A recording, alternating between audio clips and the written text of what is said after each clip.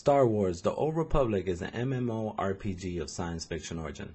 They don't do too much out of the normal other than using lightsabers and lasers instead of fire spells and cures. Quest givers actually saying every single line. That's right, fully voiced quest givers. It's amazing the production value that it adds to the game.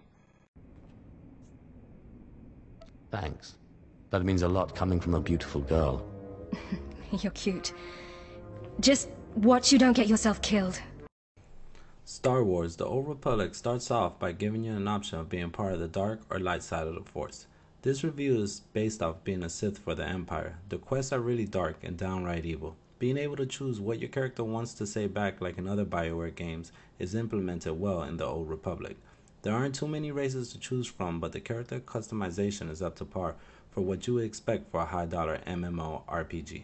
The game immediately throws you into a nice cinematic and then into the world. The Old Republic starts advancing pretty quick early in the experience.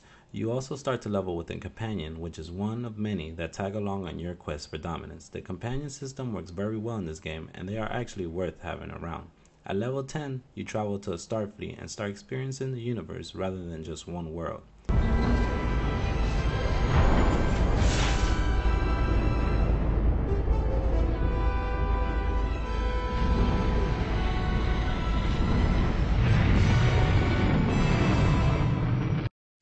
In your ship is a map of the universe where you can control what world you would like to travel to.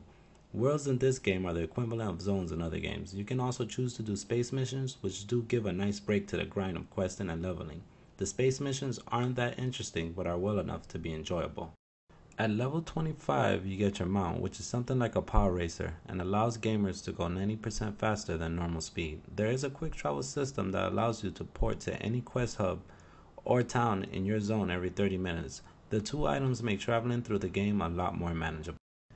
PvP in this game is downright fun. There are 3 PvP battlegrounds that are 10 to 15 minute instances of action-packed enjoyment. The most interesting of the 3 is a game called Hubball.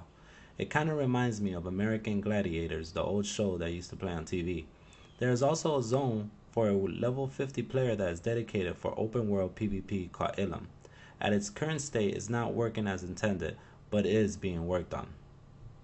In conclusion, Star Wars: The Old Republic is a fantastic game that does a lot of the old, but in its own universe. The gameplay is fun, the stories are immersive. Star Wars: The Old Republic, which costs around $200 million and is one of the biggest media content productions ever created.